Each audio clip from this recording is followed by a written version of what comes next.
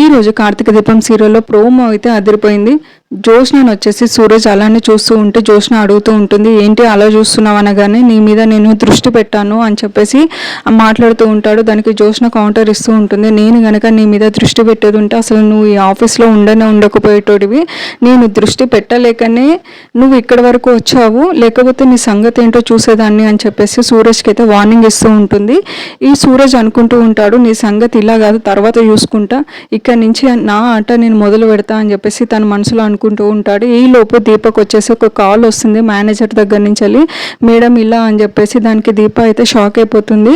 మొత్తం రెస్టారెంట్లో ఉన్న వాళ్ళందరూ కూడా వచ్చేస్తారు. అక్కడ ఒక పర్సన్ వచ్చేసి, మీ దగ్గర నేను ఫుడ్ ఆర్డర్ చేశాను, ఫుడ్ ఆర్డర్లో ఏమొచ్చిందో ఒకసారి చూడండి అని చెప్పేసి ఆ చేతి పెట్టి రైస్లోకి వెళ్ళి వచ్చేసి ఒక బొద్దింకని తీసి చూపిస్తారు. చూడండి ఎలా ఉందో, అసలు ఇదేమైనా ఫుడ్ అంటారా, ఇలా బొద్దింకలతో వంటలు చేస్తారా అని చెప్పేసి తనైతే సీరియస్ అవుతూ చాలా పెద్ద గొడవ చేస్తాడు. అక్కడ శివనారాయణ, కార్తీక్, సూరజ్, జోష్న అందరూ ఉంటారు.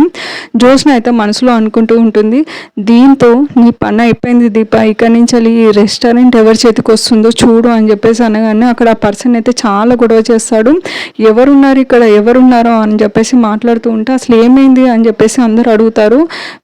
మీ దగ్గర అసలు ఫుడ్లో ఇలా వస్తున్నాయి, నేను ఇక ఊరుకోను అని చెప్పగానే జోష్న ఎంటర్ అయిపోతుంది. ఎంటర్ అయ్యి, మీరు ఎందుకు ఊరుకుంటారు, మీరు ఏమైనా కంప్లైంట్ ఇస్తారా అనగానే తనైతే అర్థమైపోతుంది, కంప్లైంట్ ఆల్రెడీ ఇచ్చిన, మీకు ఇక్కడి నుంచి ఈ రెస్టారెంట్ నడపకుండా చేస్తాను అని చెప్పేసి తను మాట్లాడుతూ ఉంటాడు.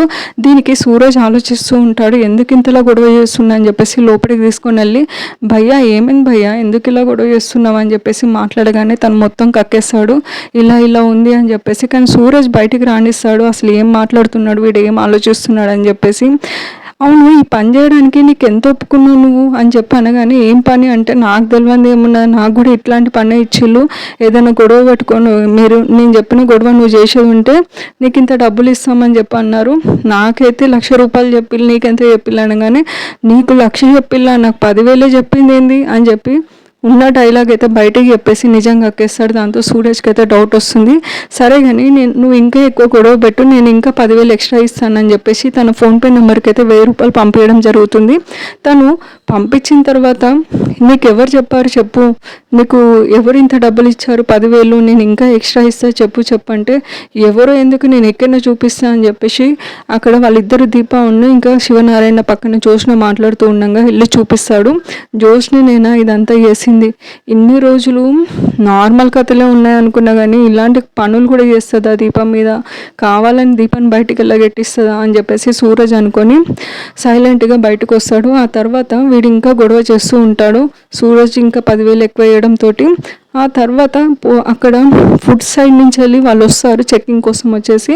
వాళ్ళు మాట్లాడుతూ ఉంటారు, ఇక ఈ రెస్టారెంట్ క్లోజ్ చేయాలి, మేము ఫుడ్ వచ్చేసి చెక్ చేస్తాము అని చెప్పగానే సూరజ్ వచ్చేసి, ఏం అవసరం లేదు, అసలు ఏం జరిగిందో అని చెప్పేసి ఒక వీడియో అయితే క్లిప్ చూపిస్తాడు. అందులో వచ్చేసి జోష్న ఎవరినైతే పెట్టిందో వాడు నిజం చెప్పిందంతా కూడా బయటికి కక్కేస్తాడు. అది మొత్తం చూపిస్తారు.